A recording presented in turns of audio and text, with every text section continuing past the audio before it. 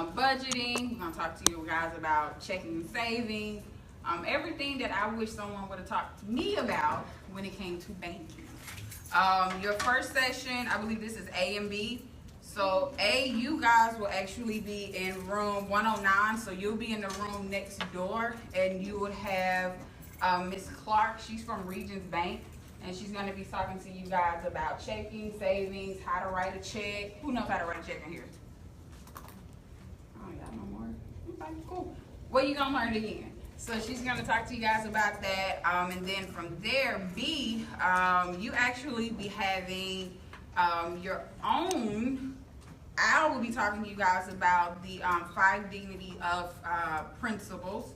And C, well, I don't have C group in here. But after that, you guys will have a break. That will be snacks, and that's going to be from 10:10 to 10:20. So we're going to come around into your classrooms and give you guys some snacks, similar to what wasn't in the store that you guys wiped us out on last night. So that's it. I'm going to let Alvin come up and speak with you guys, and I hope you guys enjoy the rest of this camp. We're happy to have you guys here. All right. Cool.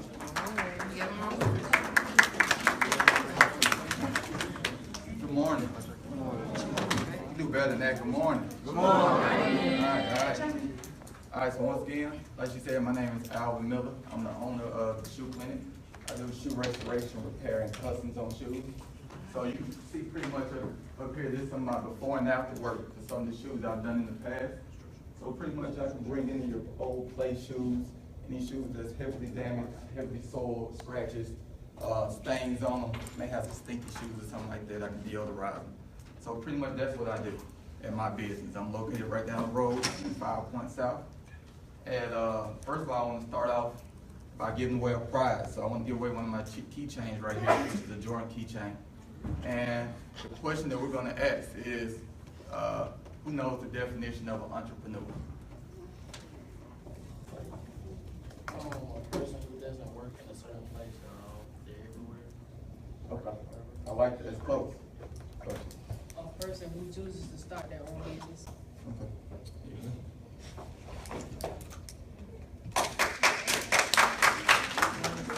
All right. So pretty much to start my story off, I'm going to give you the backstory of how I founded the Shoe Clinic. And it started early. I started off when I was only 7 years old. So when I was younger, I had a mom who used to constantly go. She's a hardworking mom ever. So she used to go to work every day from 7 o'clock to 5. And I used to always, she'd go work from 7 to 5, and every time she got off, as soon as she got off, she'd go to her room and put on her work clothes and her work boots, and we used to go out and we used to cut grass every day. I'm like, man, we gotta cut grass every day after we get out of school. I wanna go outside and play with my friends and pretty much just go outside and play, but she would never let me, so we used to always have to go cut grass. So we used to go cut grass every day, and from that, what I learned is the discipline of hard work. And what used to make me so mad about it is that my mom, every time we used to cut grass, she used to make probably about $200 or $300, and she used to come home every day and she'd give me like $2 or $3. I'm like, Mom, you're making all this money, but you're gonna give me $2 or $3? And she just pointed at the refrigerator. She's like, boy, you see that food in the refrigerator? That's your money right there. You see the clothes on your back? That's the money right there. So I'm like, nah, I can't let my mama do me like this. I gotta figure out how to make my own money. So from there, I started walking around the neighborhood, and it was this older guy who had a graveyard full of lawnmowers. He probably had about 50 lawnmowers in his yard. And I think that he repaired lawnmowers or something like that. So I'm in his backyard searching for the lawnmower. He comes outside. He's like, hey, boy, what you doing in my backyard? I ain't asking for permission to go in his backyard. So he's like, what you doing? I was like, well, I'm trying to start my own business. I was looking for a lawnmower, but I don't got no money. So he was like, well, I'll give you the lawnmower on 2 conditions. 1, you gotta pay me $3 for it, and 2, you gotta repair it. So it needs a new spark plug and it needs a new filter. So I'm like, all right, cool, I ain't got no money, let me figure out how I'm gonna do this. So I went to my mom for my first loan, which was $3, and then also in order to pay for the supplies to fix the lawnmower. So from there, I started my first business at the age of 7, cutting grass around the neighborhood. So that first summer, I probably made like $3, $4 a yard. I wasn't tripping. I was doing probably like 10 to 15 yards a week. So I was making my own money at the age of 7. So from there, I started my first business, lawn care. So when the summer was over with, I'm like, what am I gonna do for money? Because once I got the knack for money, I'm like, man, I can make my money on my own. I can't go get a job until I'm 15. That's too far off. So from there, I decided to start raking leaves. So I started raking leaves with the same people let me cut their grass. So they was paying me the same amount. So I did this up until I was probably about 15. While the first time I got my first job was a summer day camp, doing exactly what you guys are doing right now. So I started being a counselor there. And from there, I kept on having the neck. I'm like, man, I want to work on my own time. I want to make my own money. I don't like working for anybody else. That's just not me. I've been working for myself since I was 7. So from there, I decided that me and my best friend, my senior year of high school, we decided to start our own mobile detailing business.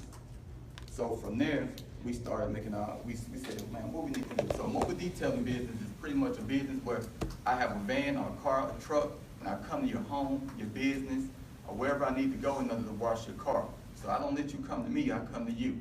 So I started this, but the only problem, it cost $15,000 to get this business started. And guess what, how much I had? 0. So I'm like, man, what I'm gonna do? I'm gonna do this. So from this, we started asking our parents, like, hey, do you have a car we can borrow? And you know what that answer was. That was a guaranteed no. So we had no opportunity to get in the car.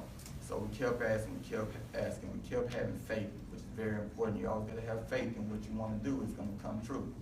So we kept on having faith and believing in it, and my best friend granddad let us have his truck. So that knocked our cost down to $4,000 because we didn't have to buy a new car. So from there we had $4,000 to get, so we had to buy a pressure washer, a water tank, a trailer, supplies, and a pressure washer, all for $4,000. I don't know where this money came from, but one of my friend's parents, I think they gave us $4,000 to pay for all of this, and we had no money, we had no proof that we were gonna be great at being in business. But older folks looked at us like, hey, these guys are trying something new and creative, they're trying to figure out how to get money, let me help them. So what you're gonna take from that is, anytime you're trying to do something positive, or anything you're trying to do something to help yourself, that's gonna shine a positive light on you and your family, you're always gonna receive help. There was no way we were gonna receive $15,000 from anybody. We weren't about to go to the bank and get it. Our parents weren't gonna give you the tools. Only way we could have that is having faith. So from there, like I said, we started our business. We did this all summer long. And then we first got our first taste of money, because that summer we made probably about $500 on some days, and then on the next day we probably made 60. So, but still, it was like, oh man, we're making money, this is crazy. So, only thing about that summer, we only had a short amount of time because we had to go to college. I was coming here at UAB, and my brother was going to Birmingham Southern. So we had to split the business up. So we ended up selling all our equipment and get money to pay for college, to pay for our dorm, TV and all this type of stuff, refrigerator and all of this. So we ended up selling our equipment and we came to college. And I'm like, man, I can't believe I gave up on my dream, which is a business. So I decided to start a business again here at UAB. Started doing the same thing, which is the mobile detailing. So from there, I started watching all my friends' cars at UAB. And then I almost got a contract with, well, first of all, I got the truck from my uncle. He had a van with all the supplies I needed that I said that cost $15,000 the first time. He had all this within the van. So I asked him, could I have it?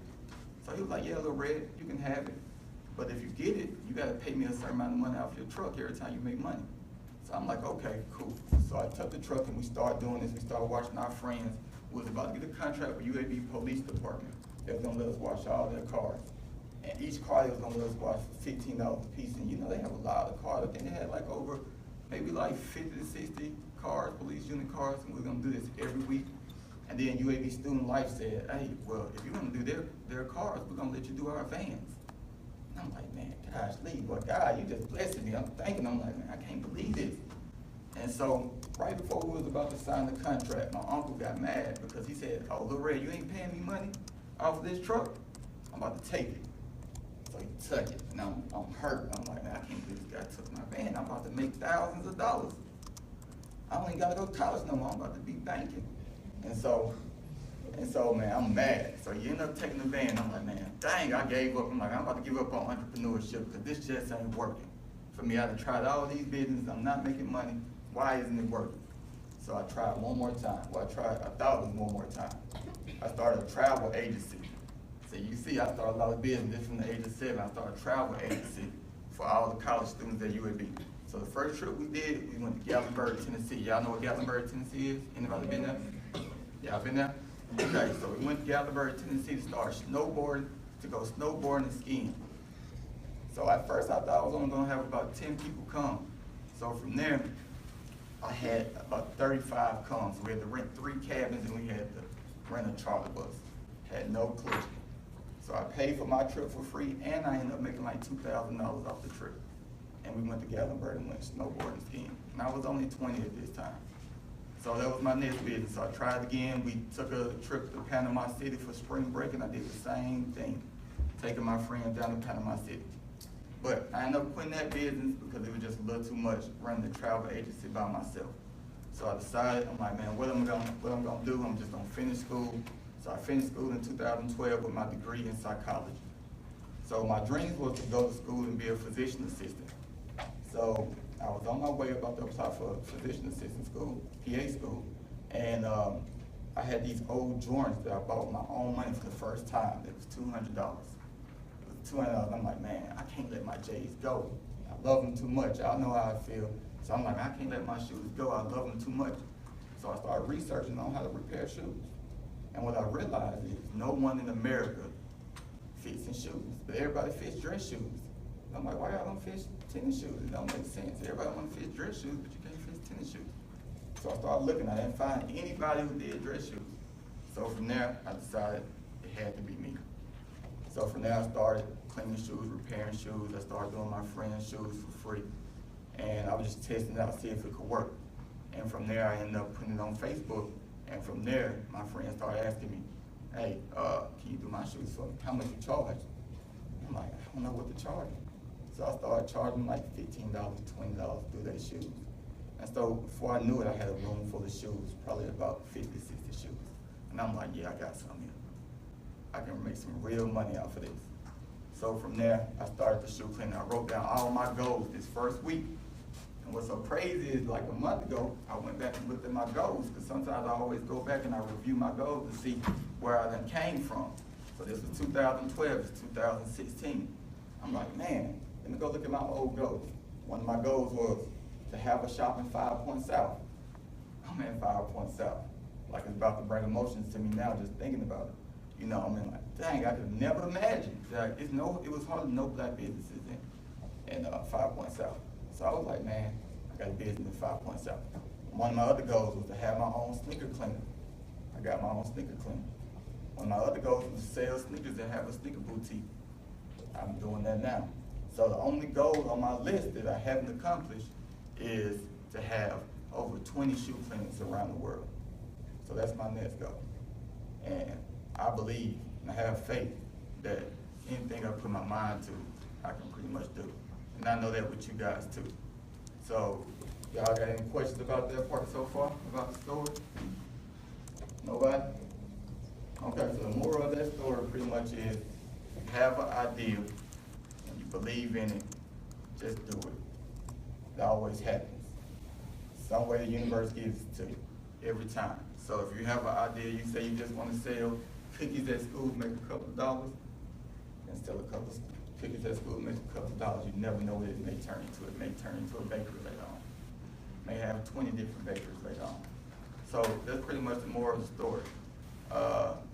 And then I know we was also talking about, you were talking about ways to save money. Mm-hmm. Okay.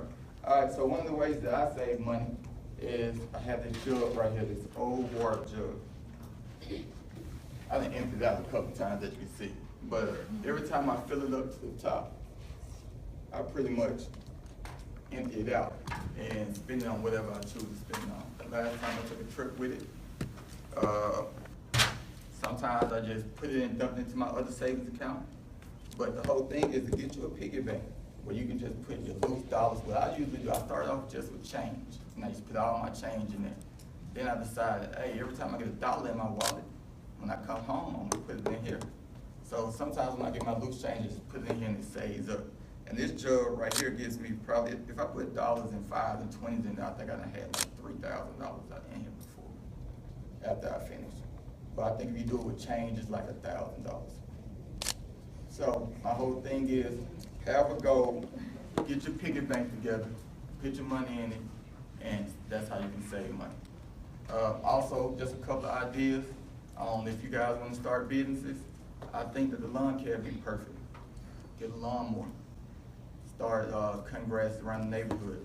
I used to pick pecans out of my grandma's yard and sell them to the old ladies. I knew they were going to be doing pecan pies during the Thanksgiving and Christmas time. And pretty much, man, just figure out any way you can to make money. Be the candy person at school. So, you know, you can go buy candy from Sam's Club and sell it at school. I had a girl who used to sell DiGiorno pizza at school. Every day we used to come to school, she used to have the DiGiorno pizza on deck. Nobody was trying to eat the lunch, huh? How? She used to bake it in the oven every day before she went to school, and then she used to wrap it up in aluminum foil and come hit us for $1.50. So she sold 2 slices and she already made her money back. So, you know, so there's plenty of ways to make money, guys. And I want to thank you guys for letting me share my story. Y'all got any questions, y'all can hit me up on Instagram. It's called the Shoe Clinic. You can find me on Facebook. It's called the Shoe Clinic. If you need any shoes done, feel free to stop by and come see me. Are there any more questions or any questions? All right, Jamie.